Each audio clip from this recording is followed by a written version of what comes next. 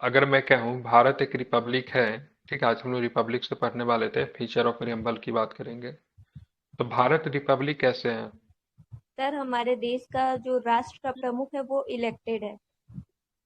Head of the nation जो है। और लोकतंत्र में और गणतंत्र में क्या अंतर होता है? What is difference between democracy and गणतंत्र को क्या बोलेंगे? इंग्लिश में तो उसको भी डेमोक्रेसी ही बोलते हैं, लेकिन हिंदी में थोड़ा सा अर्थ क्या होता है ना, बदल जाता है। कोई देश लोकतंत्र हो, ये जरूरी नहीं कि वो देश गणतंत्र भी होगा।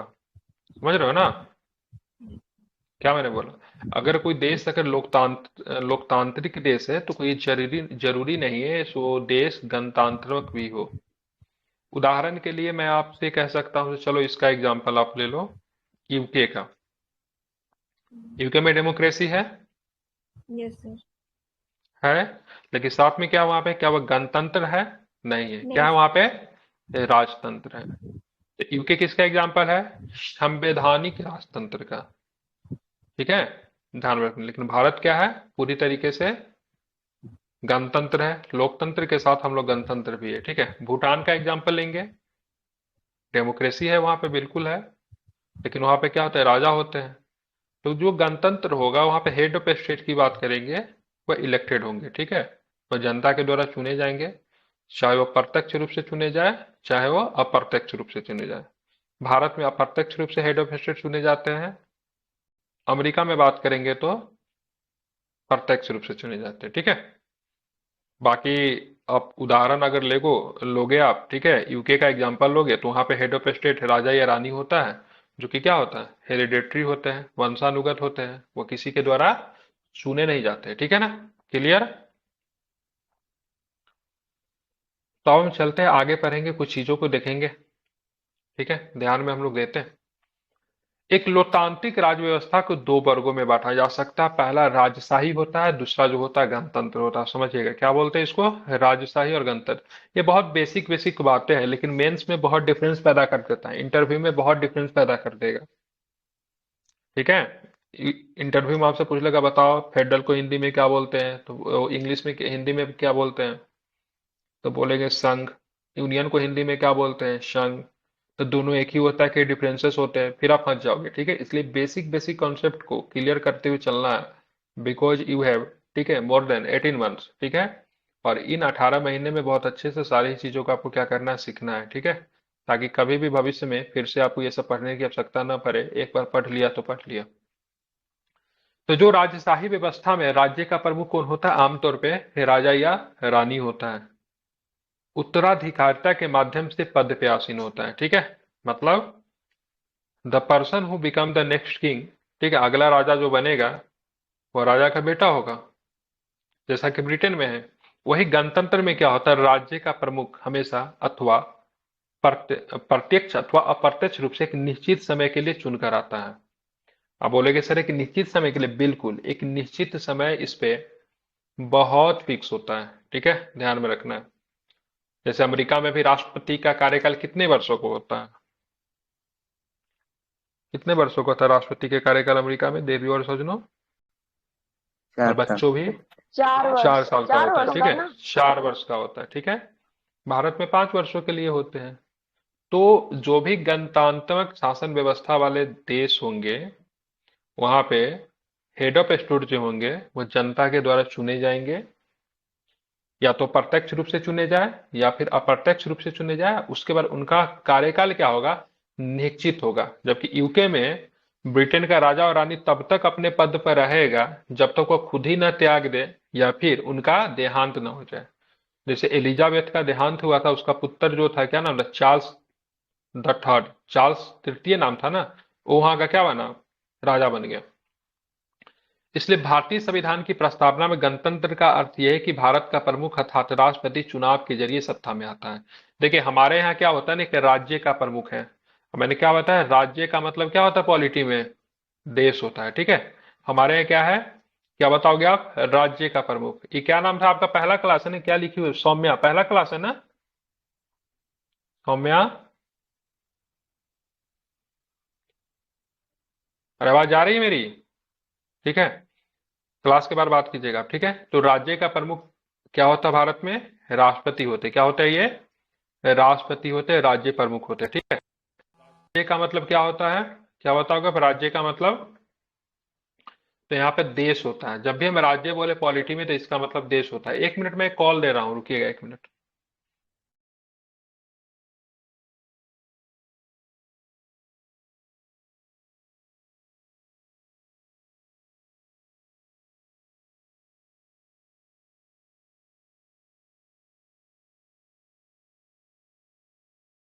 तो जब भी पॉलिटी में राज्य शब्द कहूं तो इसका मतलब क्या होगा? देश होगा, ठीक है। तो हमारे यहाँ राज्य प्रमुख की बात करेंगे तो राष्ट्रपति। एक हमारे यहाँ होते हैं सरकार के प्रमुख, क्या होते हैं? Head of government. तो ये कौन होते हैं सरकार के प्रमुख, क्या बताओगे आप? तो प्रधानमंत्री, ठीक है, prime minister. Head of government prime minister, head of state जिसको राज्य प्रमुख कहते हैं राष्ट्रपति। अब हेड ऑफ स्टेट कह रहा है तो इसका मतलब कोई राज्य में समझ लीजिएगा बिहार, उत्तर प्रदेश, छत्तीसगढ़। राज्य का मतलब पॉलिटी में एक देश है, ठीक है, समझिए इसको। अब देखेंगे भारत में जो राष्ट्रपति का चुनाव जो होता है क्या होता है, एक निश्चित समय के लिए होता है। इसीलिए तो डेमोक्रेसी, इसीलिए तो हम लोग क्या है, गणतंत्र है, रिपब्लिक है। बाकी जहां पे गणतंत्र नहीं होगा तो वहां पे क्या होगा, हेड ऑफ स्टेट क्या होंगे, जो वंशानुगत होंगे, तो अनलिमिटेड समय के लिए रखेंगे। अब ये एलिजाबेथ थी, कब से थी, तो ये 1952 में बनी थी। इसका मृत्यु कब हुआ था, 52 में, शायद 22 में मरी थी ना। तो जोड़ लीजिए उतना दिन से वो शासक थी वो, ठीक है। उसका चुनाव 5 वर्ष के लिए अप्रत्यक्ष रूप से किया जाता है। गणतंत्र में दो बातें और भी शामिल है, इसको जरा ध्यान में रखिएगा। गणतंत्र में क्या है, गणतंत्र में दो और बातें शामिल है। पहली की राजनीतिक संप्रभुता किसी एक व्यक्ति जैसे राजा के हाथ में होने की बजाय लोगों के हाथ में होती है, ठीक है। अब भारत की राजनीतिक संप्रभुता किसके हाथों में है? लोगों के हाथों में, क्योंकि संविधान का जो प्रियम्बल में जो पहला शब्द होता है क्या चीज से शुरू होता है, we the people of India, हम भारत के लोग, है ना। तो यहाँ पे संप्रभुता किसके हाथों में है? लोगों के हाथों में है। दूसरी ओर किसी भी विशेषाधिकार प्राप्त वर्ग की अनुपस्थिति, वहां पे किसी भी वर्ग को विशेषाधिकार नहीं दिया गया है, ठीक है। चाहे वो व्यक्ति कोई भी हो, स्त्री हो, पुरुष हो, एससी हो, एसटी हो, किसी को भी विशेषाधिकार, ठीक है, नहीं है। इसलिए हर सार्वजनिक कार्यालय कार्यालय बगैर किसी भेदभाव के प्रत्येक नागरिक के लिए खुला रहता है, ठीक है। कोई भी सार्वजनिक कार्यालय की बात करेंगे तो वो सभी के लिए क्या होता है, खुला होता है। तो समझ गए, रिपब्लिक कभी भी कोई भी बोलेगा एक्सप्लेन करने के लिए एक्सप्लेन कर दोगे। मैं इसलिए बता रहा हूं ना ताकि इन फ्यूचर आप प्रश्न आएंगे, ठीक है। Explain the feature of the Indian sorry constitution of Indian preamble, मतलब भारतीय संविधान के प्रस्तावना के मुख्य शब्दों की व्याख्या करें तो आपको फिर देख के न लिखना पड़े, ठीक है। और तीसरा चीज जो है न्याय, न्याय की बात करेंगे, जस्टिस।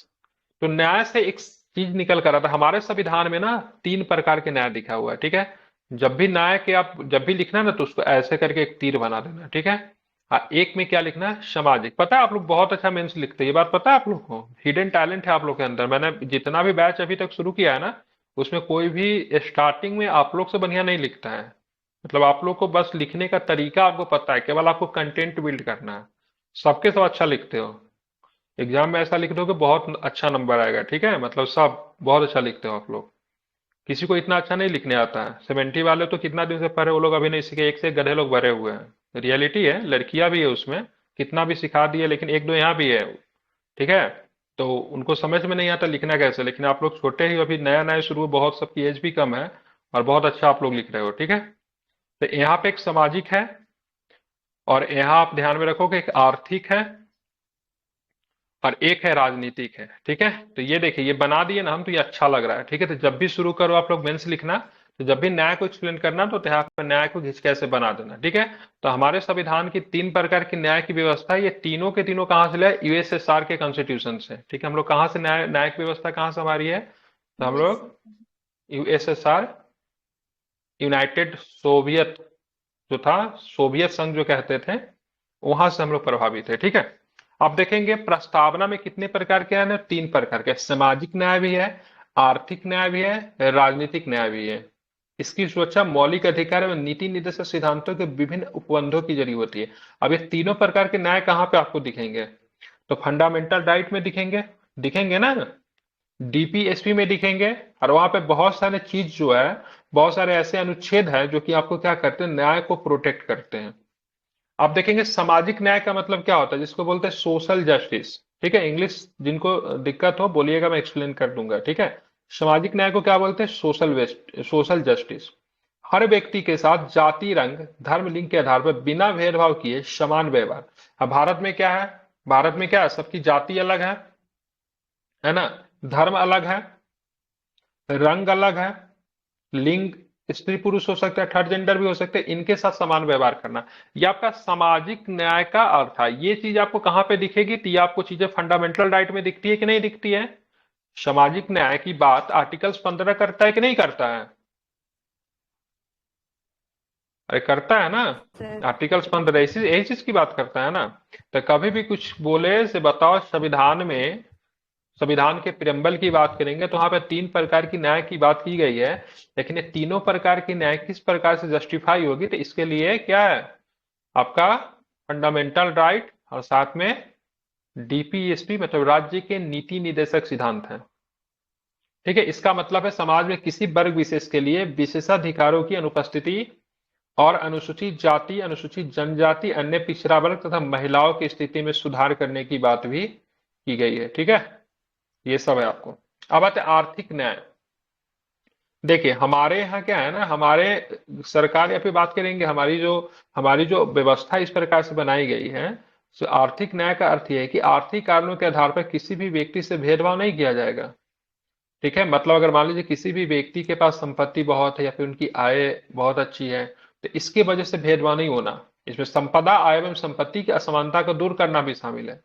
सामाजिक न्याय और आर्थिक न्याय का मिला जुला रूप की बात करेंगे तो उसको अनुपाती न्याय को परिलक्षित किया गया है। ठीक है, मतलब संपत्ति के आधार पर किसी भी व्यक्ति के साथ मतलब क्या करना है, किसी भी प्रकार का मतलब भेदभाव नहीं करना है। ठीक है, सरकार का काम क्या होना चाहिए, से समाज में संपत्ति के आधार पे जो मतलब दूरी जो है, ठीक है, फासला जो है उसको मतलब क्या कम करना चाहिए, मतलब संपत्ति के असमानता को कम करना है, आर्थिक असमानता को कम करना। बोलोगे सर आर्थिक असमानता क्या है, जैसे मान लीजिए मेरी इनकम जो है इस महीना में 3,000 रुपये भी नहीं आ पाती है। ठीक है, कोई लोग जो है इस महीना में 3 लाख रुपया कमा रहे हैं, ऐसा बोल रहा हूँ। ठीक है, तो कितनी आर्थिक असमानता हो गई। ठीक है, यहाँ पे सरकार का काम क्या होना चाहिए, भाई साहब वो 3 लाख कमा रहा है तो कम से कम तू 2 लाख तुम भी कमाओ। ये क्या हुआ, आर्थिक असमानता को कम करना। तो ये हमारे यहाँ दिक्कत क्या है ना, तो कुछ लोग बहुत ही ज्यादा गरीब है, उनको महीना में 5-6 हजार रुपया भी नहीं मिल पाता है, कुछ लोग बहुत ही ज्यादा अमीर है।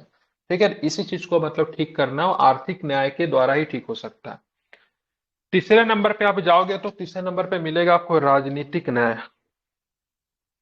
ठीक है, क्या मिलेगा तीसरे नंबर पे, तो तीसरे नंबर पे आपको मिलेगा राजनीतिक न्याय। अब राजनीतिक न्याय का क्या अर्थ होता है, तो राजनीतिक न्याय का अर्थ है कि हर व्यक्ति को समान राजनीतिक अधिकार प्राप्त होंगे, चाहे वह राजनीतिक दफ्तरों में प्रवेश की बात हो अथवा अपनी बात सरकार तक पहुंचाने का अधिकार हो।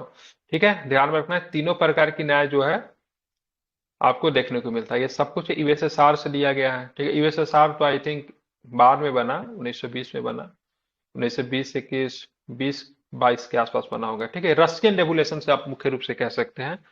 1917 का जो रशियन रेवोल्यूशन जो था, जिसको महान रूसी क्रांति बोलते हैं, जिसमें जार की सत्ता को हटा दिया गया था, वहां से ये प्रेरित है। ठीक है, तो रशियन कॉन्स्टिट्यूशन की बात करेंगे तो वहां पे भी तीनों प्रकार की न्याय आपको देखने को मिलता है। ठीक है, तो समझ गए कितने प्रकार की न्याय, सामाजिक, आर्थिक और राजनीतिक। राजनीतिक न्याय। ठीक है, अगर आप वोट करने जाते हो, ठीक है, तो आपको लीगल अधिकार भी हो, जैसे अगर चुनाव में आप खड़ा हो तो, ठीक है, और राजनीतिक अधिकार ही तो है आपके, अपने बात को सरकार तक पहुंचाने का आपका अधिकार तो है। ठीक है, अब आते हैं लिबर्टी, जिसको बोलते हैं हम लोग स्वतंत्रता। स्वतंत्रता का अर्थ क्या है, लोगों की गतिविधियों पर किसी प्रकार की रोक टोक की अनुपस्थिति, साथ ही व्यक्ति के विकास के लिए अवसर प्रदान करना। पर हमारे गतिविधि पे किसी भी प्रकार की रोक टोक की अनुपस्थिति ना हो। मतलब मान लीजिए देश के किसी, आज मन है सभी हम रात में निकले और ताजमहल घूम कर आए, जाएंगे घूम के आएंगे। अब ऐसा नहीं कि ताजमहल बंद है तो वहां पे जाकर उसको जबरदस्ती उसको गेट को खुलवाने की कोशिश नहीं करेंगे, वो गलत हो जाएगा। ताजमहल का जो नियमावली जो है, मान लीजिए 4 बजे से लेकर 6 बजे तक घूमना है, तो उस परिस्थिति में हमको जाने से कोई नहीं रोक सकता। मतलब विचरण करने का हमारे पास अधिकार है, देश के किसी कोना में जाने का हमारे पास अधिकार है, अपने पसंद के कुछ खाने का अधिकार है, अपने पसंद का धर्म का मानने का अधिकार है, अपने पसंद के देवता का पूजा करने का अधिकार है, एक्सप्रेशन का अधिकार है, ठीक है, ध्यान में रखेंगे। अगर ये सारे चीजों का अगर हनन होता है तो मौलिक अधिकार का हनन होता है, क्योंकि ये सारे चीजें, स्वतंत्रता जब भी आपको मिलेगी तो मौलिक अधिकार के तहत ही मिलेगी, ठीक है। इसको पूरा करने के लिए कौन आएगा? मौलिक अधिकार। बिना मौलिक अधिकार के स्वतंत्रता का परिकल्पना नहीं किया जा सकता है, ठीक है ना। अगर ये स्वतंत्रता का आपका हनन होता है तो फिर आपको बचाने के लिए भी मौलिक अधिकार ही आएगा, ठीक है, जिसके लिए आर्टिकल्स है 32 और 226, ठीक है ना। ध्यान में रखना, प्रस्तावना हर व्यक्ति के लिए मौलिक अधिकारों के जरिए अभिव्यक्ति, विश्वास, धर्म और उपासना की स्वतंत्रता सुरक्षित सुरक्षित करती है। इसके हनन के मामले में कानून का दरवाजा खटखटा सकते हो आप। जैसा कि प्रस्तावना में कहा कि भारतीय लोकतांत्रिक व्यवस्था को सफलतापूर्वक चलाने के लिए स्वतंत्रता परम आवश्यक है। हालांकि स्वतंत्रता का अभिप्राय यह नहीं कि हर व्यक्ति को कुछ भी करने को लाइसेंस मिलेगा। जैसे बोले आपको आपको ताजमहल घूमना है तो रात में बोलोगे उससे भाई साहब खोलो इसको, जाना है अभी हमको, ठीक है। तो ये स्वतंत्रता का मतलब नहीं, मतलब दायरे में रह के आपको स्वतंत्रता है, ठीक है। जैसे यहाँ पर आप पढ़ रहे हो तो आप स्वतंत्र हो, अपने बातों को रख सकते हो, लेकिन इसका मतलब ये नहीं सब बदतमीजी करने लगोगे, ठीक है। तो उसके बाद सरकार अपना पावर यूज करेगी, और फिर सरकार जब पावर यूज करेगी तो फिर क्या होगा पता है ना, पता ही है आपको। हाँ, तो यही होता है, कुछ लोग जो होते हैं ना कहते हैं हम स्वतंत्र, हम फ्री है वो करने के लिए, क्या बोलते हैं उसको, अ, रोड को घेराव वगैरह करने के लिए, ठीक है, या तुमको अनशन करने का तुमको अधिकार है, ठीक है, तुमको बंद बुलाने का अधिकार है, तुमको सरकार के खिलाफ विरोध प्रकट करने का अधिकार है, तो उसके लिए गांधी मैदान बना हुआ है, ठीक है। दिल्ली में जाएंगे तो कौन सा मैदान है, प्रगति मैदान, ठीक है, वहां पे जाके करो ना। ऐसा नहीं कि सिर्फ रोड को अगर घेर रहे हो, ठीक है, रोड को घेर रहे हो, तुम बोलो हम अपने अधिकार का प्रयोग कर रहे हैं, लोग सरकार तक अपनी बात को पहुंचा रहे हो, ठीक है, तुम कर रहे हो, तुम्हारे यहाँ पे फंडामेंटल राइट सुरक्षित है, लेकिन भाई उस सड़क से चलने वाले भी तो 10 5 20 25 लोग हैं, उसका भी तो फंडामेंटल राइट है समय पे सही जगह पे पहुंचना, ठीक है, स्वच्छ विचरण करने का अधिकार है, तुम उसका तो बाधित कर रहे हो। तो तुम अपना मौलिक अधिकार को पूरा करने के लिए दूसरे के मौलिक अधिकार को हनन नहीं कर सकते हो, समझ रहे हैं ना। मान लीजिए कोई व्यक्ति एम्बुलेंस से फंसा हुआ है किसी जाम में, और तुम वहां पे जाम लगा रखे हो, और तुम कहते हो "तो भाई साहब हमको तो अपना बात रखने का अधिकार है", तो भाई उसका भी तो स्वास्थ्य का अधिकार है, उसको भी तो राइट टू लाइफ है, जीवन का अधिकार उसका भी तो है। एम्बुलेंस में मर जाएगा तो भाई उसका फंडामेंटल राइट तो गया, तो उसका कौन जवाबदेही होगी। तो स्वतंत्रता का मतलब ये नहीं सब कुछ भी करो, ठीक है, स्वतंत्रता का प्रयोग आप करोगे लेकिन लिखित सीमाओं के भीतर किया जा सकता है। जैसे मैंने बोला देश के किसी भी हिस्सा में जाके आप स्वच्छ विचरण करने का अधिकार है। अब कुछ बेवकूफ लोग होगा बोलेगा ऐसे नहीं, हम जाएंगे अंडमान निकोबार, वहां पे सेंटली जो जारवा जनजाति है ना उसके बीच में जाके ना हम डीजे साउंड पे मतलब कुछ प्रोग्राम वगैरह करेंगे, तो नहीं, वो सुरक्षित क्षेत्र है। वहां पे आपके आपके वहां से जाने के हो सकता है उनका अधिकार समाप्त हो जाए। उन लोगों को संरक्षित किया गया, सेंटली जनजाति जारवा जनजाति वो क्या सुरक्षित है, वहां पे जाके आप घर नहीं बना सकते हो, वहां पे जाके आप पार्टी नहीं कर सकते हो, ठीक है। तो जब भी अपने अधिकार का प्रयोग जब भी आप करें तो ध्यान में रखिएगा से आपके अधिकार का प्रयोग करने से किसी दूसरे का अधिकार तो प्रभावित नहीं हो रहा है, समझ रहे हैं ना। तो इस चीज को ध्यान में रखना है, ठीक है। तो स्वतंत्रता के अधिकार का इस्तेमाल संविधान में लिखी हुई सीमाओं के भीतर करना है, ठीक है, क्योंकि एक हाथ से संविधान अधिकार देती है, दूसरे हाथ से क्या करती है, छीन भी लेती है, ले पता है ना। लेती है। हाँ, तो एक हाथ से देती है दूसरे हाथ से छीन लेती है। तो संविधान जो है ना शंकर भगवान है, ठीक है, ध्यान में रखिएगा। संक्षेप में कहा जाए तो प्रस्तावना में प्रदत्त स्वतंत्रता एवं मौलिक अधिकार शर्त रहित नहीं है, ठीक है, ध्यान रखना, बिना बिना शर्त के नहीं है, ठीक है, मतलब जो दिए गए आपको क्या कंडीशनल है, क्या है, कंडीशनल। आपको राइट टू एक्सप्रेशन का अधिकार है ना, लेकिन एक्सप्रेशन का मतलब ये नहीं सिर्फ माइक पे खड़ा हो गया फिर कुछ फेसबुक पे जाके किसी को गाली दे रहा है, बोलिएगा अरे हमको तो अपना अभिव्यक्ति की स्वतंत्रता का अधिकार है, ठीक है, ऐसा नहीं कर सकते हो, ठीक है, राइट टू एक्सप्रेशन है। अगर आप ऐसा करोगे तो आप पे डिफेम का जो केस जो होता है वो आप पे चलेगा, ठीक है।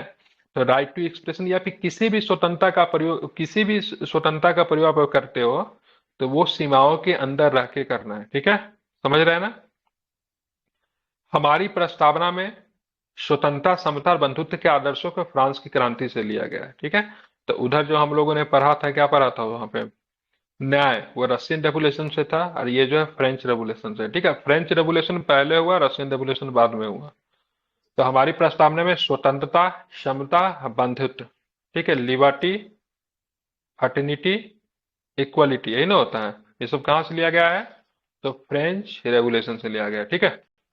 अब आते हैं समता, स्वतंत्रता पहले, अब समता। देखिए, समता का मतलब ये होता है ना कि बिना किसी भेदभाव के हर व्यक्ति को समान अवसर प्रदान करने का उपबंध, या फिर हम ये भी कह सकते हैं समाज के किसी भी वर्ग के विशेषाधिकारों की अनुपस्थिति।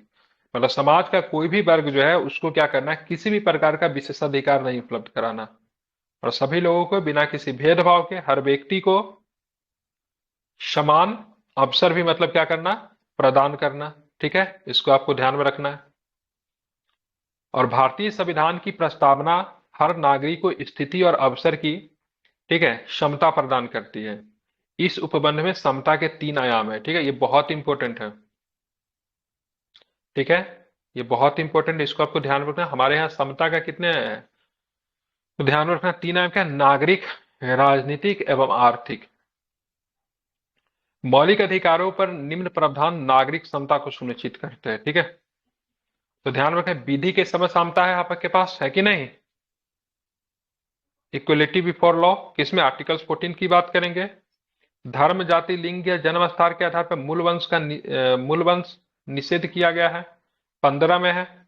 लोक नियोजन के अवसर की क्षमता, लोक नियोजन समझते हैं ना, जैसे बीपीएससी की अभी वैकेंसी आने वाली है, सब लोग भरोगे, तो ऐसा नहीं कि मैं मेल हूं तो मुझे भरने के लिए मिलेगा, आप फीमेल है तो आपको नहीं मिलेगा, कोई एससी है तो नहीं, एसटी है तो नहीं मिलेगा। सबको समान रूप से उनको फॉर्म भरने से किसी भी सरकारी नौकरी के लिए या फिर कोई भी जॉब में जाने के लिए किसी को रोका नहीं जा सकता है, ठीक है।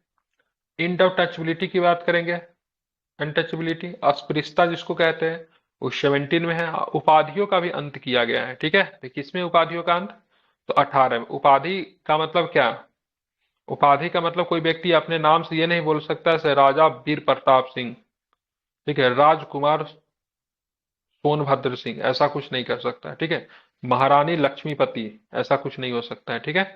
तो अब महारानी महाराजा ये सब तो प्रीवी पर बहुत पहले आके समाप्ति हो गया, सब कुछ तो समाप्ति है। लेकिन जब हमारे 1954 में एक अवार्ड का शुभारंभ हुआ, जिसको हम लोग बोलते हैं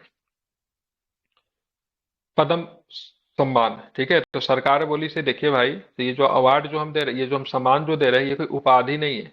मतलब कोई व्यक्ति अपने नाम में ये नहीं लगा सकता पद्म श्री लालू प्रसाद यादव या फिर भारत रत्न श्री सचिन तेंदुलकर जी, ऐसा नहीं हो सकता है। उन्होंने बोला कि इन्होंने अपने क्षेत्र में विशेष कार्य किया, इसलिए इनको ये दिया गया, क्या उपाधि नहीं है, क्या है, अवार्ड है। क्या है ये, अवार्ड है, ठीक है, ध्यान में रखना। संविधान में 2 ऐसे उपबंध हैं जो राजनीतिक समता को सुनिश्चित करते प्रतीत होते हैं। प्रथम, धर्म, जाति, लिंग अथवा वर्ग के आधार पर किसी व्यक्ति को मतदाता सूची में शामिल होने से अयोग्य करार नहीं दिया जा सकता, ठीक है।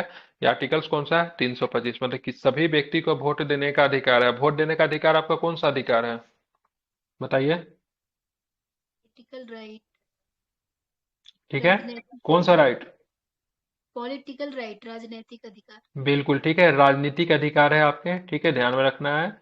और तो किसी भी व्यक्ति को, ठीक है, वोट देने से आप नहीं, मतलब मतदाता सूची में शामिल होने से आप नहीं रोक सकते हो। ये किस अनुच्छेद में कहा गया, तो क्या बताएंगे। 325 में से। बिल्कुल, तो 325 में कहा गया है, ठीक है, ध्यान में रखिएगा। तो 325 में देवियों सूची में क्या कहा गया से भाई साहब, किसी भी व्यक्ति को वोटिंग लिस्ट में नाम, जो आप लोग का नाम है वोटर लिस्ट में, यस ठीक है, सर। तो आप लोग का नाम जो वोटर लिस्ट में है, तो इसी आर्टिकल्स के आधार पे आपका नाम वोटर लिस्ट में गया होगा। आप वोट देने भी गई होगी ना। तो वोट देने के समय इस आर्टिकल्स का प्रयोग की होगी, ठीक है। तो नाम जुड़वाने के लिए 325 करके नाम जुड़वा लिया आप लोग, ठीक है। और यहाँ पे नहीं बोले 325 करना, तो वहां पे नाम जुड़वाने के लिए 325, और वोटिंग के लिए किस में 326, ठीक है। इसमें क्या वयस्क मताधिकार है, ठीक है, मतलब सभी व्यक्ति को मत देने का अधिकार है जिनका उम्र 18 वर्ष या उससे अधिक है, और उनका नाम होना चाहिए, ठीक है। तो नाम होने के लिए 325 या 326 में जाकर वोट दीजिए। राज्य के नीति निर्देशक सिद्धांत महिला तथा पुरुषों के जीवन यापन के लिए पर्याप्त साधन और समान काम के लिए समान वेतन का अधिकार को भी सुरक्षित करते हैं। मान लीजिए बहुत जगह पे नौकरी करने जाते हैं, तो हमें पता चलता है महिला को अधिक पैसा है, पुरुष को कम पैसा देते हैं।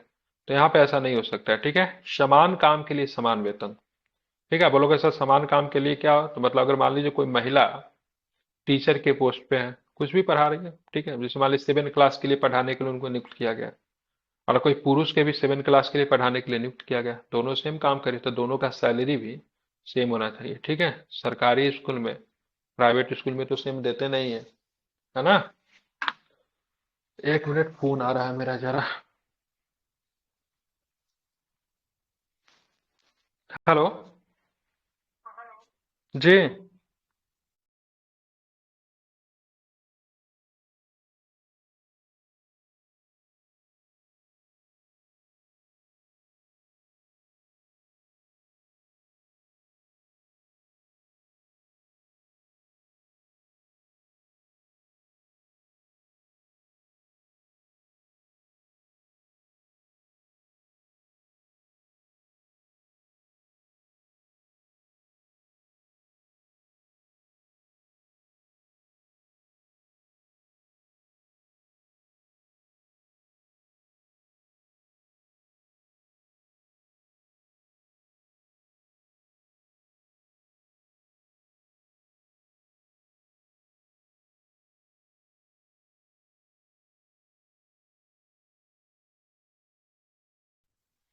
हाँ, तो कहाँ पे थे हम? वेतन के अधिकार, ठीक है, ध्यान में रखना।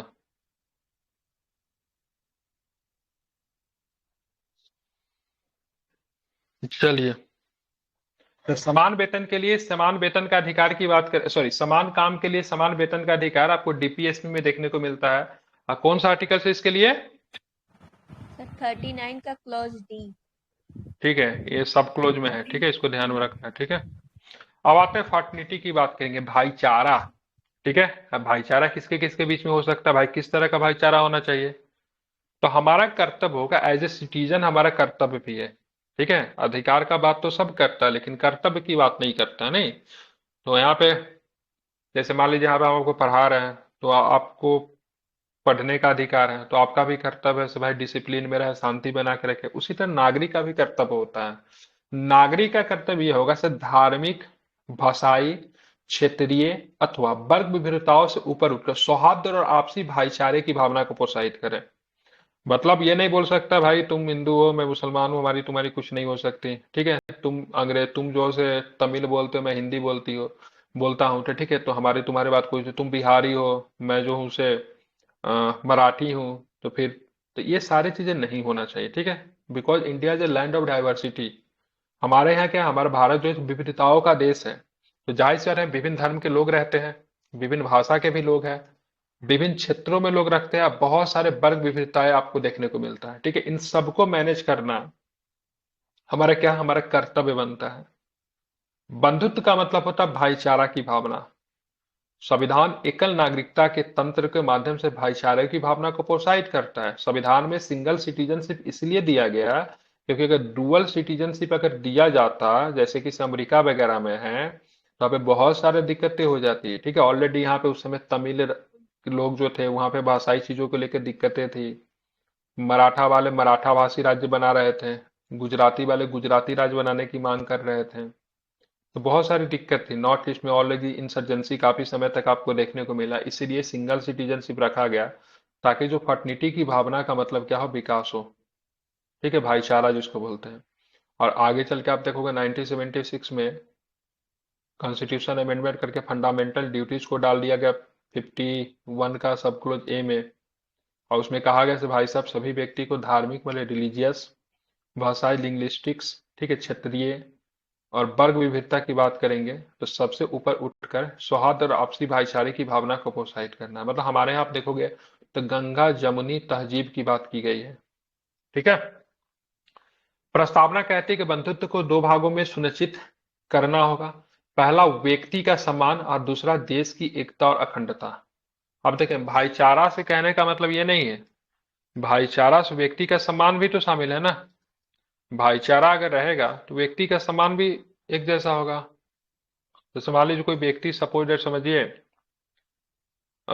मुस्लिम है, ठीक है, और एक कोई व्यक्ति हिंदू है, तो उन दोनों का जब आपसी भाईचारा बनेगा तो उनके बीच भी सम्मान होगा, व्यक्ति का दोनों का सम्मान हो जाएगा एक दूसरे से, और देश की एकता और अखंडता भी क्या होगी, इससे प्रभावित नहीं होगी।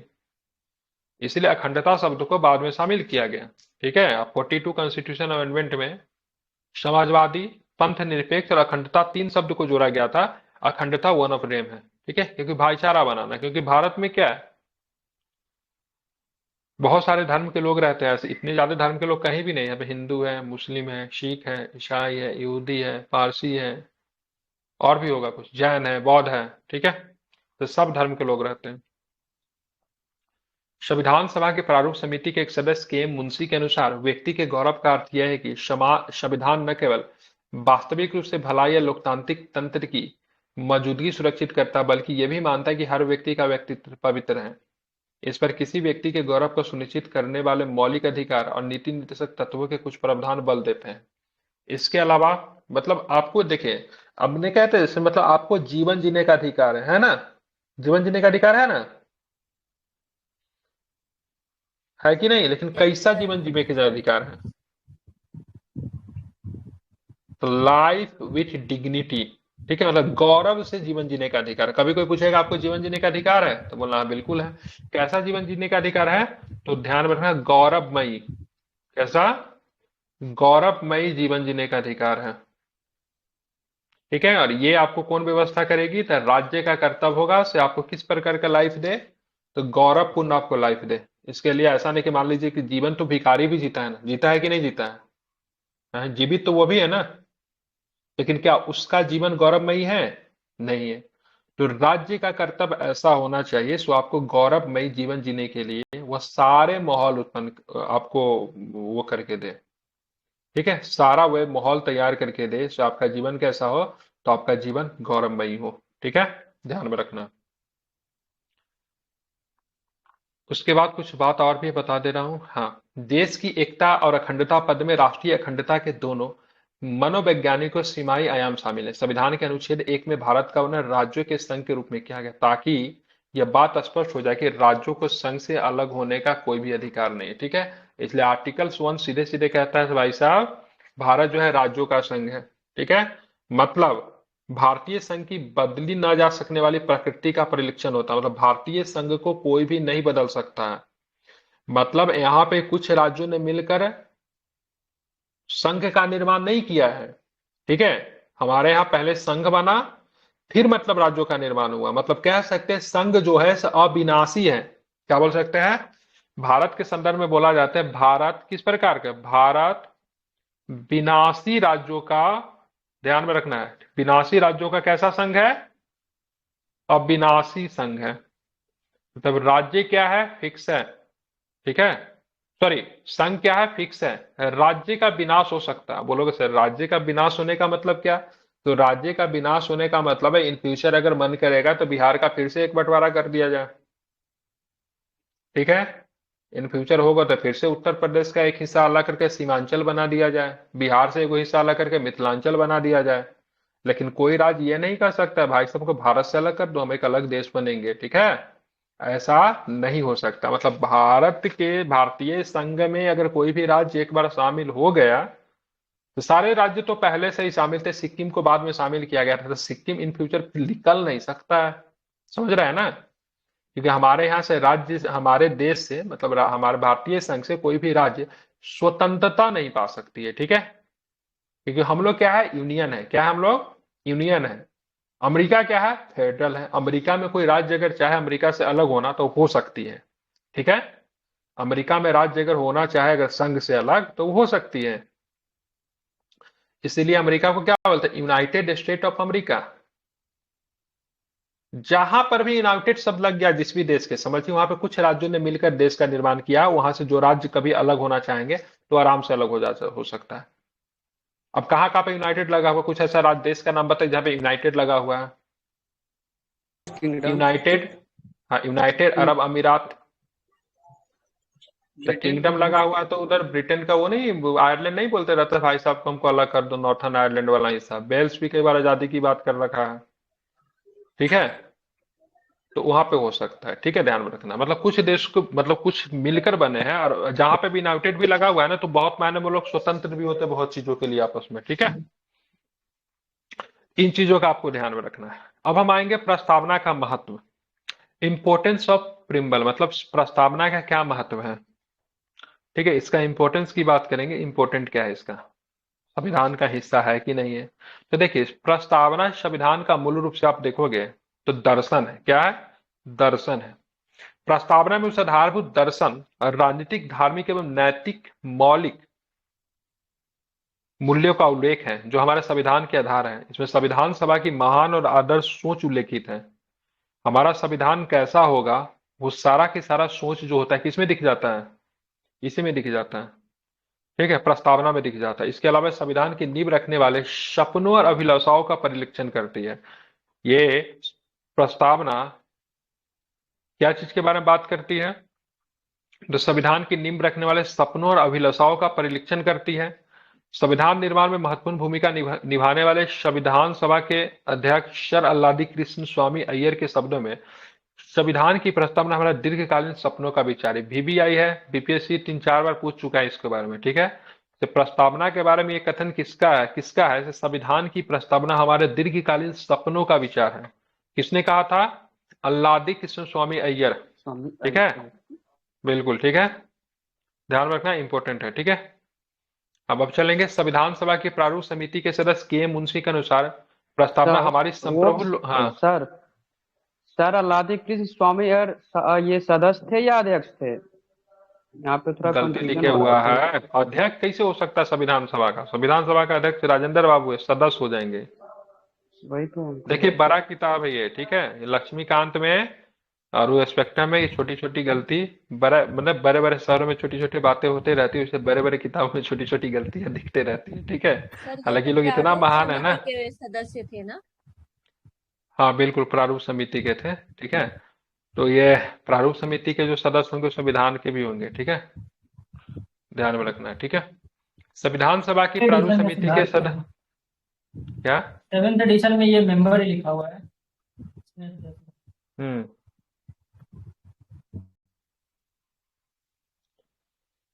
ठीक है, आप चलेंगे यहाँ पे संविधान सभा के प्रारूप समिति के सदस्य के मुंशी के अनुसार प्रस्तावना हमारी संप्रभु लोकतांत्रिक गणराज्य का क्या है? भविष्य फल है। ठीक है, तो प्रस्तावना को भविष्य फल किसने कहा था? तो के मुंशी ने। संविधान सभा के एक अन्य सदस्य पंडित ठाकुर दास भार्गव ने संविधान की प्रस्तावना के संबंध में कहा, प्रस्तावना संविधान का सबसे सम्मानित भाग है। तो ये सब स्टेटमेंट पूछता है प्रस्तावना को लेके। जब आप प्रस्तावना का इंट्रो जब आप लिखोगे ना, तो वहां पे 1-2 चिपका देना इसमें से। ठीक है, जब भी किसी महान पर्सन का स्टेटमेंट अगर आपको याद है तो इंट्रो वगैरह लिखना। ठीक है, तो वहां पे आपको लिखना है। ठीक है, अच्छे से लिखना। कैसे कैसे लिखोगे? तो संविधान सभा के, ठीक है, वरिष्ठतम सदस्य पंडित ठाकुर दास भार्गव के शब्दों में, संविधान की प्रस्तावना सबसे सम्मानित भाग है। ठीक है, उसके बाद नीचे से शुरू करेंगे। जैसे प्रस्तावना को पहले इंट्रोड्यूस करेंगे, उसके बाद एक स्टेटमेंट लिखेंगे, उसके बाद नीचे से अपना उत्तर लिखेंगे। यह सर संविधान की आत्मा है। हाँ, ये प्रस्तावना को संविधान की आत्मा भी तो ठाकुरदास भार्गव ने ही कही थी ना? हाँ बिल्कुल ठीक है, ध्यान, बहुत कुछ कहा था उन्होंने। ठीक है, यह संविधान की आत्मा है। मतलब सबसे पहले तो बोला सम्मानित भाग है, उनके बाद बोला संविधान की आत्मा है, ये संविधान की कुंजी है, ये संविधान का आभूषण है, यह एक उचित स्थान है जहां कोई भी संविधान का मूल्यांकन कर सकता है। ठीक है, ये सबके साथ सम्मानित हिस्सा के अंतर्गत ही इन्होंने आभूषण, उचित, कुंजी, आत्मा सब इन्होंने कह दिया था। एक अंग्रेज राजनीतिक शास्त्री जिसका नाम था अनसेट बार्कर, संविधान की प्रस्तावना लिखने वालों को राजनीतिक बुद्धिजीवी कहकर अपना सम्मान देते। इन्होंने बोला कि जिन्होंने संविधान का प्रस्तावना लिखा ना, वो कहते राजनीतिक बुद्धिजीवी थे। ठीक है, ध्यान रखना है। वो प्रस्तावना को ना, वो प्रस्तावना कुंजी नोट कहते थे। ठीक है, कौन? अनसेट बाकर, नाम इंपॉर्टेंट है, ध्यान में रखना।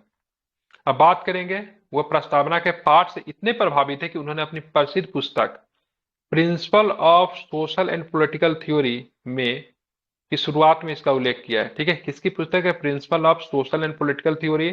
तो ये अनसेट बाकर की पुस्तक है, वहां पे इन्होंने इसके बारे में बताया।